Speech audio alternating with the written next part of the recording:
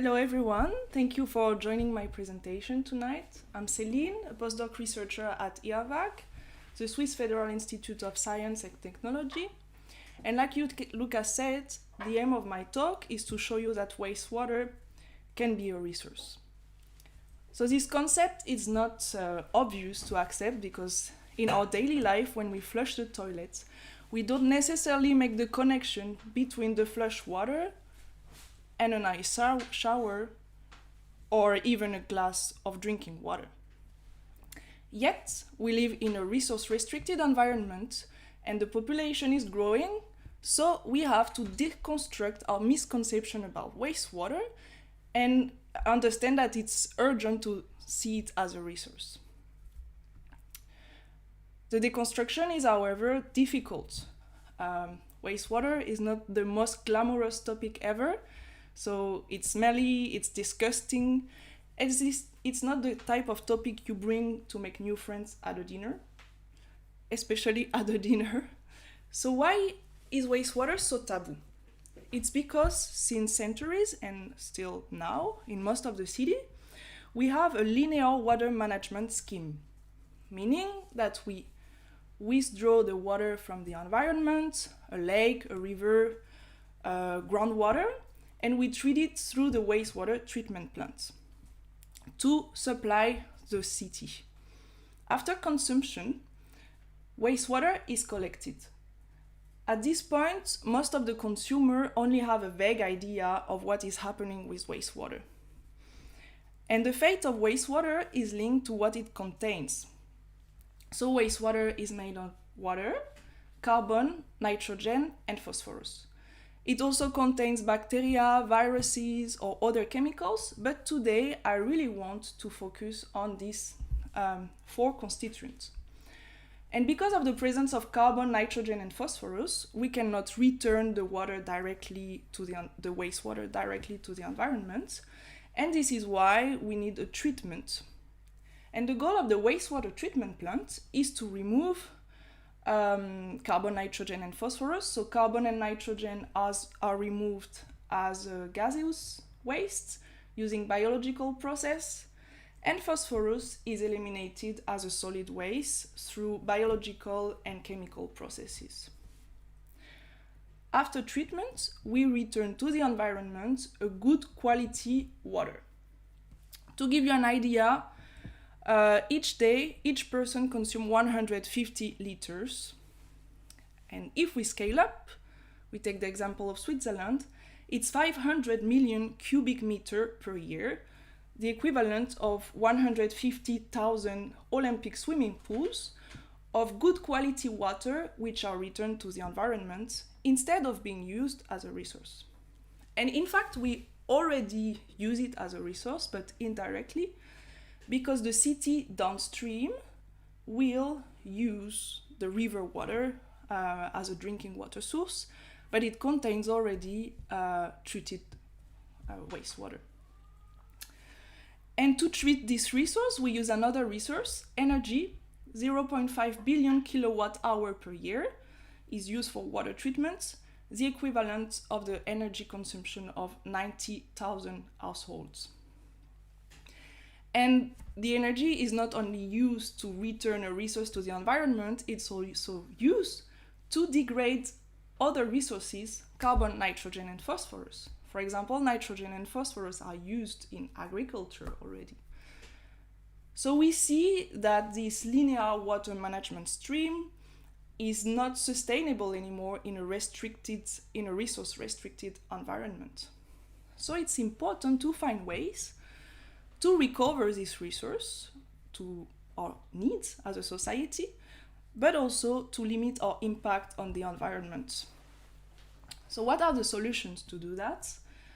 Well, one solution is to rethink our buildings. So I introduce you to the example of the Nest. The Nest is the research and innovation building of EMPA and Eawag, located at Dubendorf. And the concept behind the Nest is that contrary to conventional buildings, you have, we don't see it here, but you have a fixed central part, And on these fixed central parts, you have these concrete platforms where you can plug and unplug units based on the material, technologies, or space needs you have for the building. And this building is really interesting in terms of water management.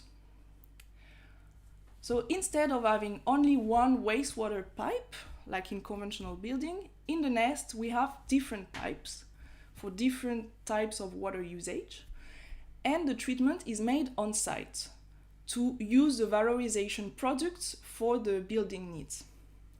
So what kind of stream do we have? The first one is grey water, coming from the water we use for shower and kitchen.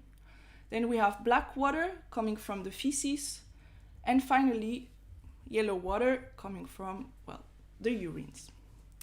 This is what we call source separation, and it's very interesting because it simplifies the recovery of the water, carbon, nitrogen, and phosphorus. So how do we valorize them? I will start with grey water. And grey water, it's mainly water. So it's around 65% of the wastewater we generate, but it contains only diluted soap or grease. So it's a very good candidate to recycle the water in the building. There are different types of technologies implemented to treat grey water. Often they are implemented in series. And I want to present you one of them because it's often used for grey water treatment, and it's one of my specialty. So it's this. So it's not just a random piece of paper I grab on the table, it's a membrane. So you have flat sheet membranes, and you also have like these tubular membranes or hollow fiber that look like spaghettis. And so what is a membrane? A membrane is a porous material used as a physical barrier implemented to filter the water. So when you have a water which contains contaminants, you can filter it through the membrane by using by the help of a pump, which will apply a pressure. And the quality of the treated water, the filtered water, depends on the pore size of the membrane. So for example, this bacteria is bigger than the pore size, so during filtration it will be rejected by the membrane, while smaller molecules like water pass through the pores. So this process is really interesting to produce high quality water. However, there is always a but. Bacteria tends to accumulate onto the membranes, and gradually they will clog the pores. And the clogging is even worse because of the pressure of the pump that will really compact this biofilm. So at some point, water is not passing through anymore. And to prevent that, we use chemicals. So membrane, even though if it's interesting, we need chemicals, we need energy. So this represents a price, and this will consequently increase the bills of the inhabitant of the building. So how do we decrease the bills? Well, at Eawag, now we are trying to see if it's possible to remove the pump and use gravity or ultra low pressure for filtration. So this way we don't need energy anymore. And we also want to stop using chemicals and just accept that bacteria grow on the membrane. And when we stop the maintenance and when we don't have the pump anymore, what's happening is that the biofilm is getting porous in comparison with the conventional membranes, and water channels are formed here, which allows water filtration. So filtration is a bit slower than conventional systems, but if we increase the surface of membranes, we can produce big amounts of water. And another very interesting point, by letting the biofilm be, so the bacteria be, is that we can work with them. Because bacteria, they consume some molecules which we don't want in the filtered water, but that without bacteria, with the classical membrane, they will just pass through. So this system is cheaper and produce higher quality water. So this is well studied for drinking water, and now we are trying to implement this for gray water. And I just started the experiment yesterday, so we will see how it's working. Now, what do we do with black water and yellow water?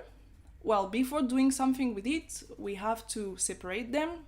And to separate them, well, we need toilets. And these toilets are not conventional toilets, they are source separation toilets.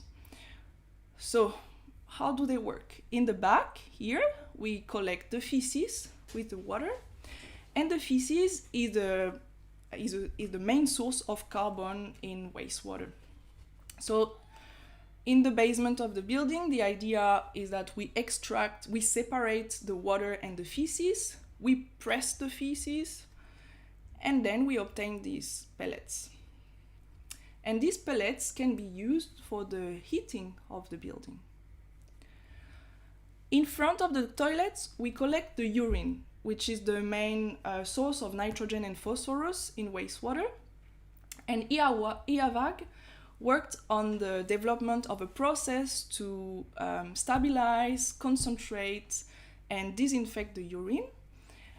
And the final product of this process is aurine fertilizer.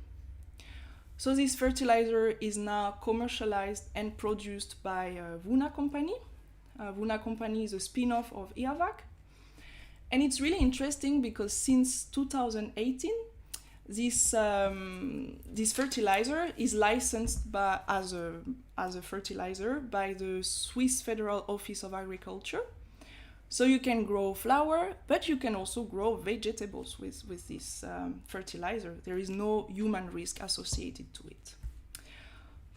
So with urine, we can basically supply fertilizer for agriculture. So we saw that it is worth to change our mind or to rethink the way we build buildings, and also to change our mind about how we see wastewater and how we manage it. So in wastewater, if we separate the wastewater, we can use grey water to produce water for the city needs or agriculture. From the feces, we can produce pellets for energy recovery. And finally, the urine can be used for fertilizer production. So we see that it makes sense to take wastewater as a serious society topic, but it also makes sense to take it sometimes a bit less seriously, like we did during our research group did during last Eawag Christmas party.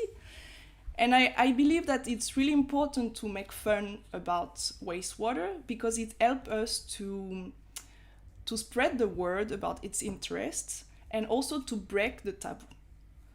So obviously, dressing as pee and poo cards is not the only way to break the taboo.